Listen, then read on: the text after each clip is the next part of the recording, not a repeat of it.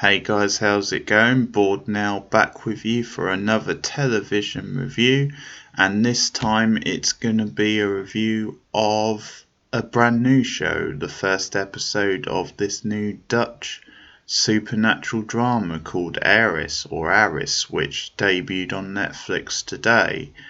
So as I said, supernatural drama, I guess with a mystery element to it is the best way to sum it up.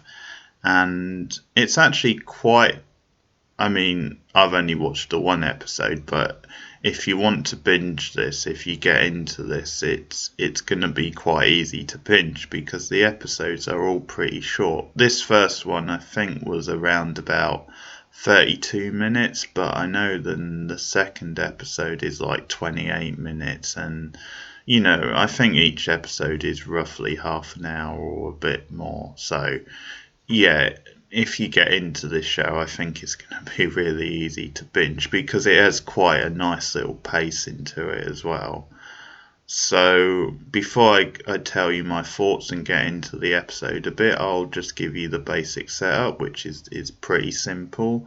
It's then this medical student sort of dreams of being, part of like this exclusive elite sort of club in it's set in Amsterdam in particular, and it's kind of, there's this backdrop where you have this richer sort of society and this elite. And at the start of the episode, or near the start anyway, after the title sequence, there's this speech by this like doctor or someone, someone of like a hierarchy, and she's telling the students about like this special like experiment, special treatment sort of thing. And it's one of those where only a select few can get onto the program, and so the lead character Rosa is hoping she'll be one of those because she's dreaming of kind of, going into this elite club, experiencing new things. That's kind of her character, the fact that she feels she lives a very mundane life.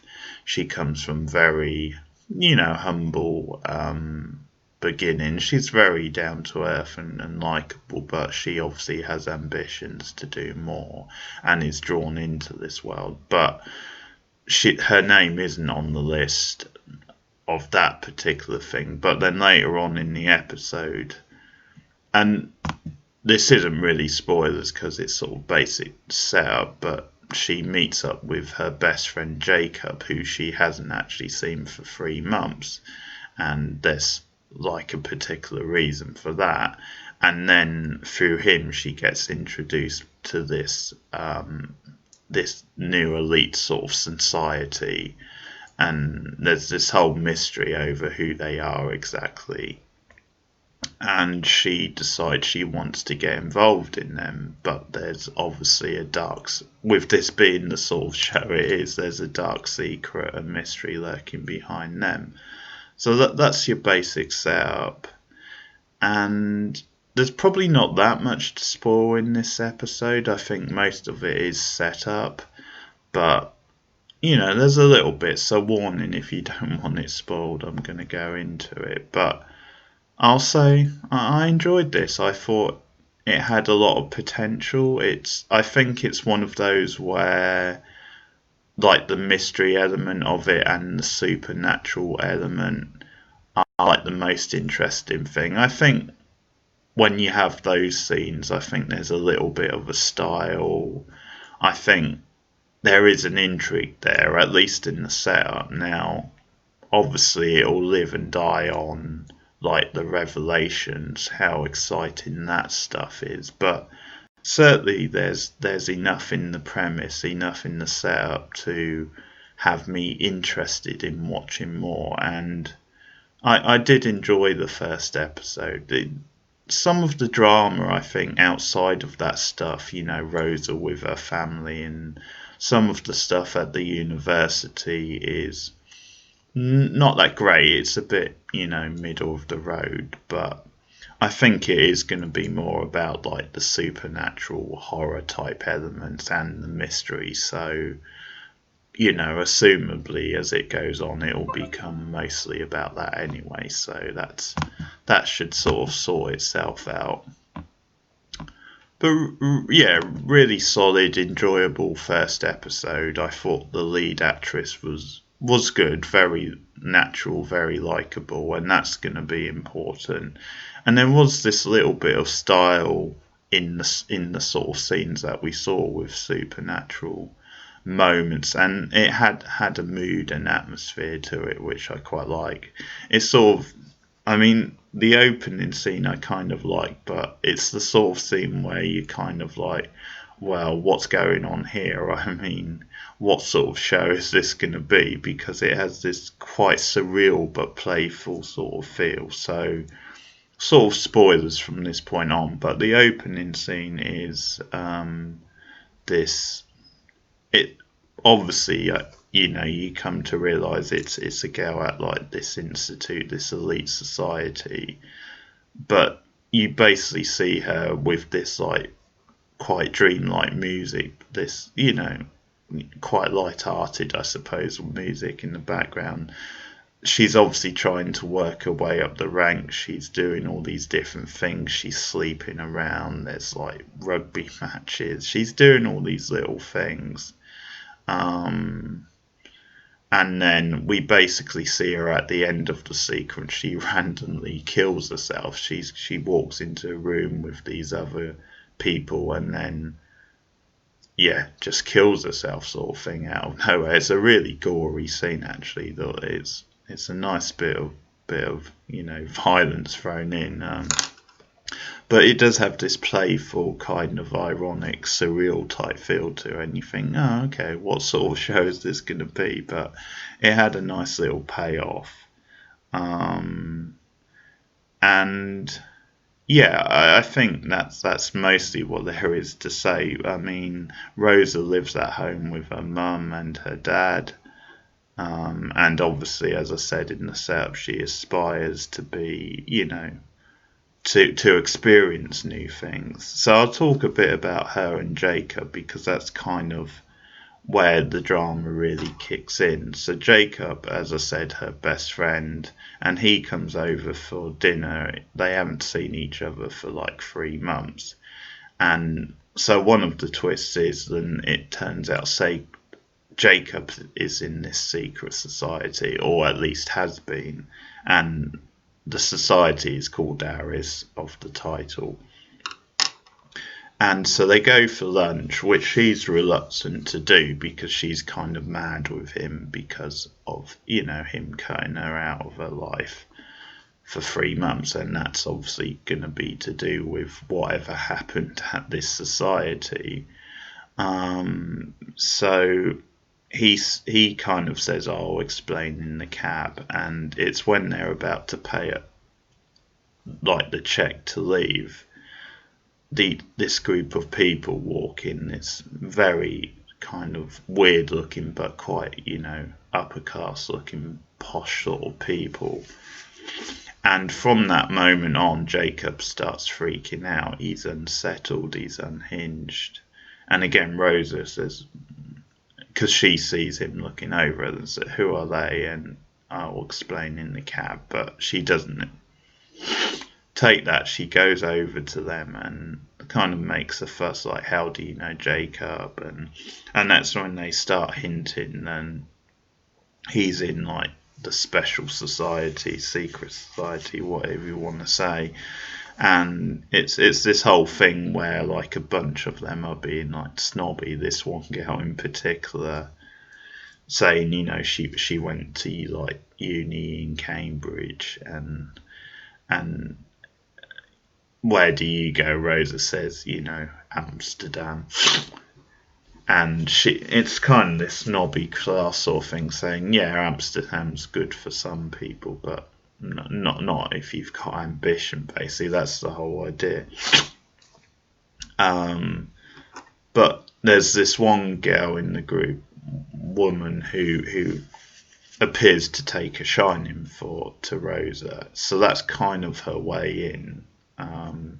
because she invites them to this place, and they're kind of acting all weird, but they're sort of aggressive because they insist. Because Jacob wants to go with Rosa, and they insist, no, you're coming with me, coming with us. So they all go to like this private sort of gallery. It's closed, but they get in because they've obviously got access. And again, this one particular woman levitates towards Rosa and befriends her, and there's this whole sort of mystery going on where she sort of teases her with, you can come into our world, but in a way she's also being distant. It's almost like reverse psychology, I think. But what then happens is that, obviously Jacob is really freaked out, and he later warns Rosa not to, just to leave it alone, to not get involved in the society, because he doesn't go, but he just insists, so that's going to be part of the mystery. But then actually another effective scene is Rosa having this really freaky dream, and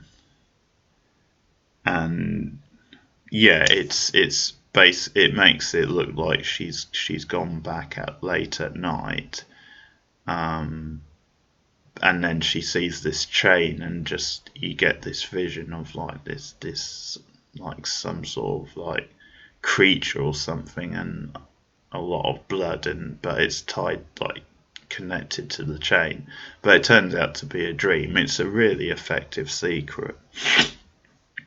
But then, as it turns out, Rosa has been left like an egg, and like a picture of a swan and a phone number, but the swan is basically because the painting she was looking at with this woman in the gallery was like a swan. That was the name of the painting. But it's obviously from the woman, and she's invited her into this society. And there's a phone number, as I said, and she rings the number, and you've got, kind of this stereotypical, like muffled, sort of weird voice guy telling her to go to meet them in the library, or just go to the library later on.